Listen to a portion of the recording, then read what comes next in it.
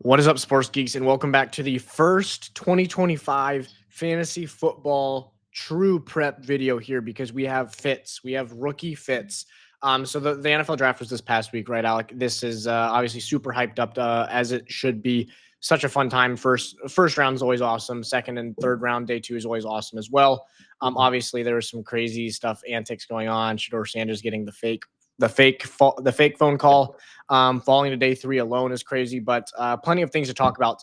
But we're not really talking about too much of the actual NFL draft. We're talking about fantasy football fits. So we have 10 guys here. We each have 5 that we love the fit. So these are all fantasy football guys. You're talking about skill positions, your quarterbacks, running backs, wide receivers, tight ends, that we love the fit that they're going to be into. We think their draft stock has been increased quite a bit from before the NFL draft to where they're at now. So with that being said, Alec, I will turn it over to you for your first player. Just saying that feels nice. It takes me back to mid fantasy football season when we're doing our weekly picks. But I'll turn it over to you for your first player. Let's hear it. Yeah. Also, wanted also to say this to kind of start off. We are almost at the halfway mark between the end of the season and the new season, so we're almost halfway.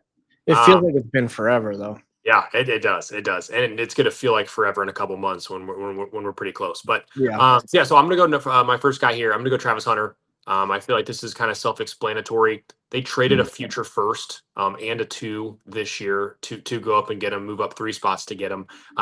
He's going to play a heavy dose of offense. I don't know what that snap share looks like.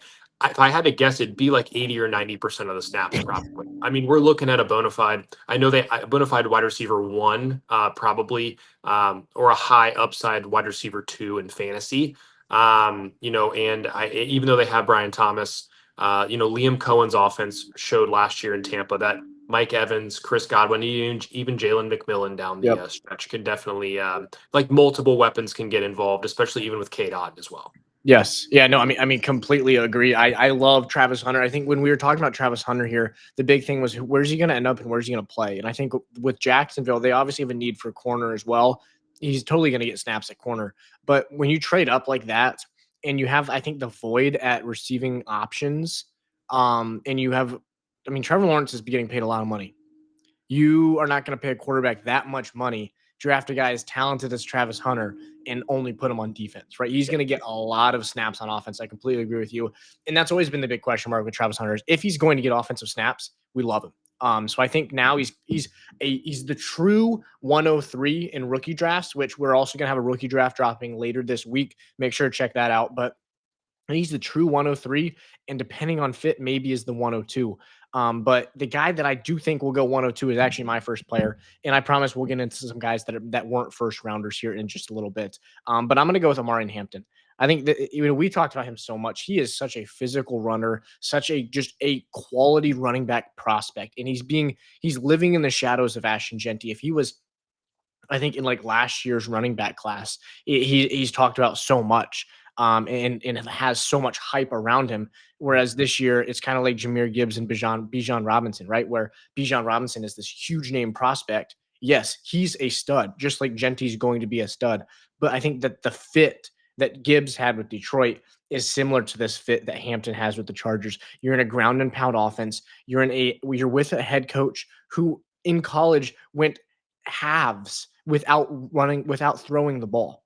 And I think that if he could do that, he would do that. And Hampton is somebody that is going to give you that ability. You also have a great duo in tackles in Rashawn Slater and Joe Alt that you're going to be running behind. And I understand Najee Harris is there. Najee Harris is not going to get in the way of Marion Hampton. He might steal 5 touchdowns from him this year. He's not going to hinder his success. Marion Hampton will be the RB1 by week 1. I would promise you that. Maybe he doesn't start, but he's going to out-touch him. He's going to have more snaps and everything. But I love Amari Hampton. I could easily see him going 10, 12 rushing touchdowns this season. Yeah. And I think he could eclipse 1,000 yards, and I would not be surprised at all. Yeah, and receiving threat as well. Yeah. So he can definitely handle the 3-down workload. I love Hampton and the Chargers. I mean, he's a smash for dynasty or redraft for sure. Yes. And yeah, final point is we know Herbert likes to throw to his running backs. Think of Austin Eckler when Herbert was really young, right? So we're not saying Hampton's going to have Austin Eckler receiving. I think he's a better pure running back though than Eckler. Oh, yes, definitely. Yeah, he doesn't run like a fullback when he hits the edge. That's for sure. So Okay, so my second guy, I'm gonna go Bashal Tutin here for the Jags. So I was thinking. So I actually did some research. So people think it's if you're kind of just going off of draft capital. There's really not a big difference between being drafted in the third or the fourth round for running backs. It's kind of correct. really all about opportunity. Bashal Tutin actually went like around the exact same pick that like David Montgomery went, like James Conner. It's like very similar range.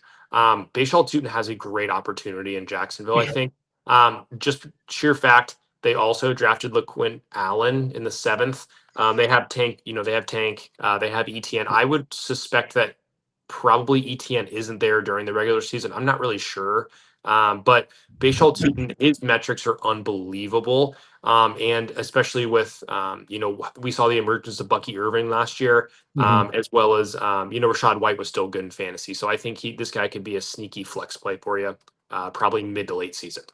Yeah, the other thing too is when if you're drafting, you're spending 2 draft picks on running backs. ETN's on even if he plays, even if he is there during this year, he's on the last year of his contract, and I don't think he's going to get paid. From the Jaguars, I should say. So, I think at the absolute minimum, what Bashal Tutin's doing is he's setting himself up to be competing with Tank Bigsby next year for the starting job. And I think that Tank Bigsby is a very solid backup running back, but he's very, very beatable when it comes to getting beaten out for the RB1 role. So even if Bashal Tutin's role is very, very minimal this year, this is a guy that you're going to be able to get in the late second, if not third round Yes. in your rookie draft. So you compare him up against the guys you're going to be taking like over him, you're probably not taking too many guys that could be the bona fide RB1 in year 2. And that's what Bashal Tutin has the ability to do. Not even mentioning his ability on the field as a running back is he's also a great just prospect and player too. So no, I love that there. We've gone 2 running backs and then 1 unicorn and Travis Hunter. I'm gonna get the tight end involved here. I'm gonna go Terrence Ferguson. And I think that this is a guy here coming out of Oregon who is so talented when the ball's in his hands. His rack ability is great. He's a physical runner. And I love the way that he plays. And I think that when you put somebody like that in Sean McVay offense, and I understand, like, think Tyler Higbee 2, 3 years ago when he was very, very solid and was like a PPR merchant in some games, right?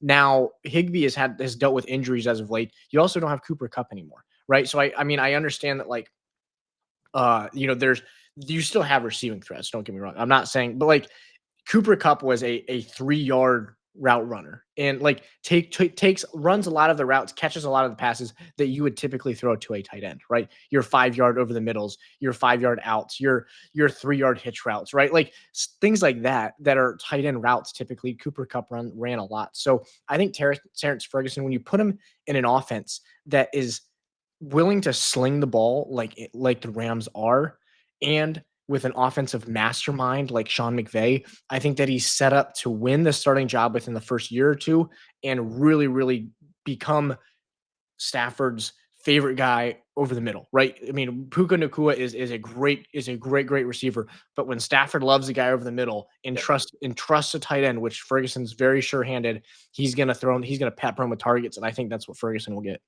Yeah, if the Rams draft you, I believe in you. Yeah, That's kind of just that's kind of if they draft you and they put you on the field, like I believe in you. So yeah. yeah, I definitely I think he's interesting for sure. My next guys could be Luther Burden. Mhm. I think Luther Burden actually has a path to more targets than people think. Um, we're going to see if DJ Moore sticks with Chicago, like with the new Ben Johnson system. Mhm. Also, there's kind of a lot of questions with Rome still. Like, I'm not fully bought in that he's going to be this Julio Jones Alpha 1 receiver yet.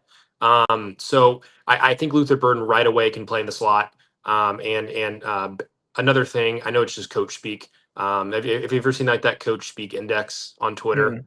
Mhm. It's like this really cool account, like where they talk about coach speak, like how often like each coach lies. Is actually pretty cool, Oh, like with touches and everything. But Ben Johnson called Luther Burden a stud multiple times in the press conference. So I mhm. think it's kind of just the way of like kind of what Jamison Williams was. Yep. In Detroit. So if you're telling me he's going to get 70 to 80% of snaps on offense, like I want him on my team. Yeah. No, I love it too. And also, thing to think about is you have DJ Moore and Roma Dunze.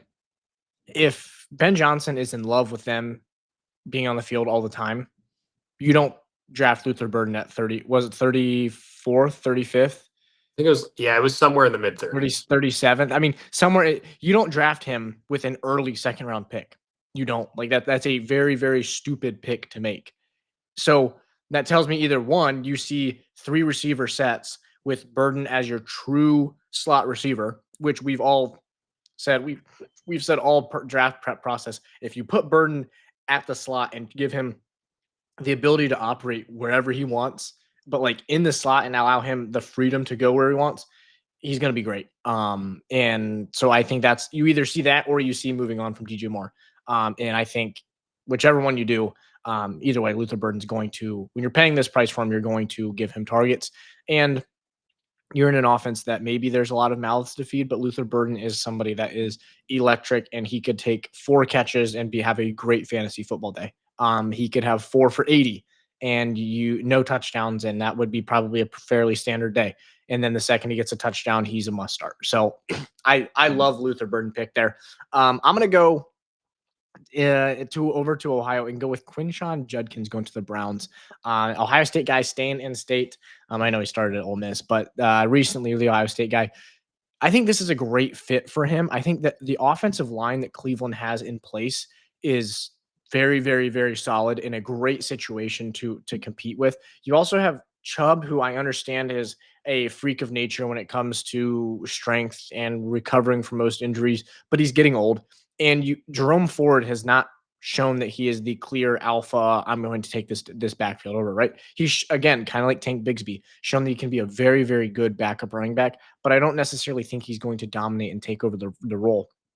Quinshon Judkins, I think, is walking into an offense that he can very easily get 6 to 10 carries, touches a game to begin his career. And I think that's similar to like what Bucky Irving was going into last year, right? Of you're going to be able to compete for at least some touches.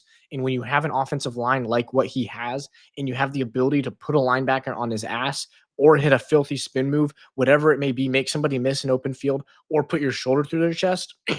That's something I want. And in the NFL, especially with the Cleveland Browns organization, they are going to win games in just absolute.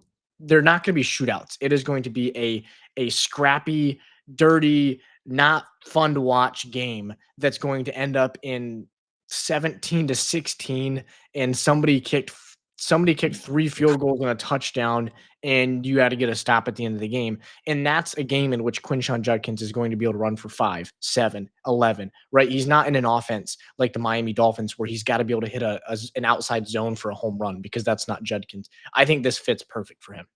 Yeah, no, I definitely do too. And when you were talking about running people over and doing spin moves, whatever it takes, that takes us to my next guy, and that's Cam Scatabo here.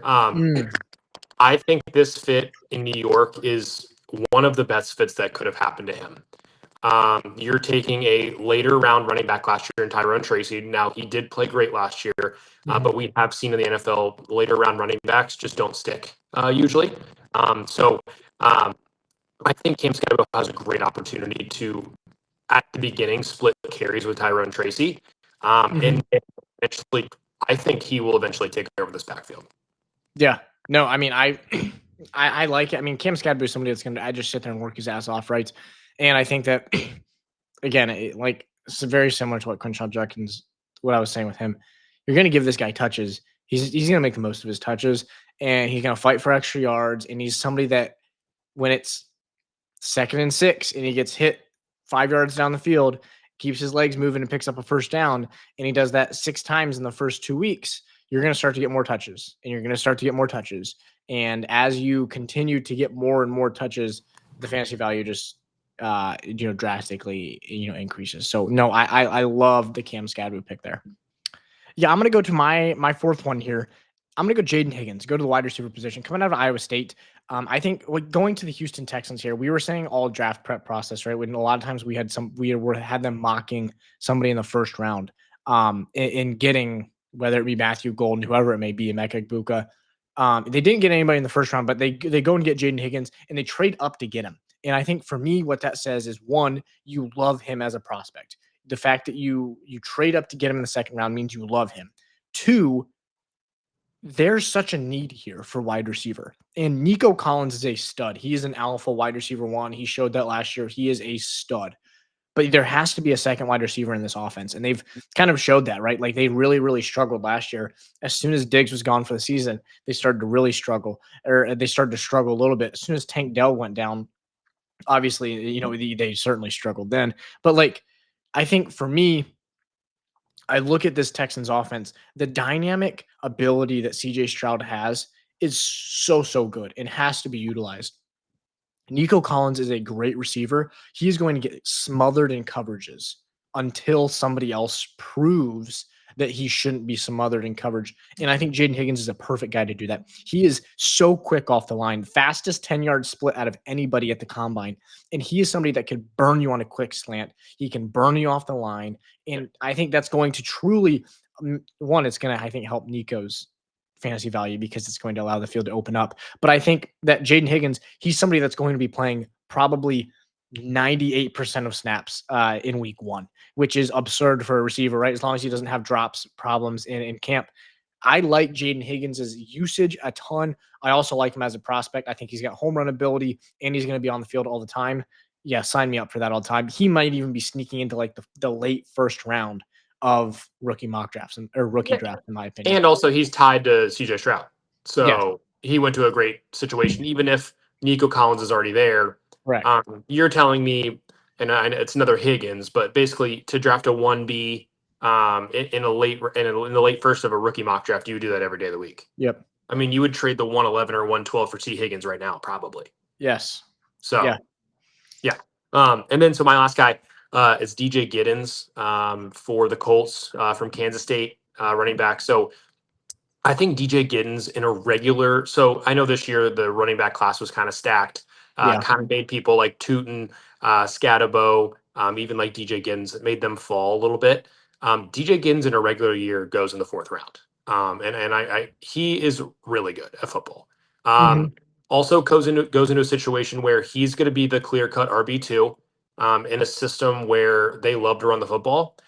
Jonathan Taylor has also had injury problems in the last couple of years. So DJ Giddens is one JT injury away from probably being an RB2 play for you on a week-to-week basis. I think this is my sleeper of the draft because you can get him in the third, sometimes maybe the fourth round in some rookie leagues. It just really depends. So this is my clear-cut, like, must-have guy if you have multiple thirds. I mean, I would take this guy and especially if you own JT, I would, if you own JT, I'd probably take him at the 3-1, 3-2. It's that high just because of the insurance that he brings you. Yes. Yeah. No. I mean, I love the pick. I would completely agree. And it's another one that like you think about trading up to get him if you need to, like what you would have to get. Like the risk to get him is so minimal that like you're picking at the 312, trade up to the 3-6 and give up your third rounder next year. Like, you know how easy it is to get back a third rounder in any trade that you want. You know, like something simple like that to go up and get a guy, especially like you said, if you have JT, he's an absolute must-have. No, I love that there. So I'm going to go to the 10th and final player of the show here. I'm going to stay at the wide receiver position. I'm going to go Jalen Royals. I think, anytime a wide receiver gets drafted to the Chiefs, obviously, there's going to be some heads turns, but I think this is actually a good situation. I think Rashee Rice has a lot of stuff going on in his young career. You're recovering from a torn ACL. That's not easy. You have had plenty of instances off the field that have not shown much promise, right? When you're on the field, Rashee Rice is the clear-cut wide receiver one in this offense. He's a top 4-round draft pick in redrafts. He's a stud.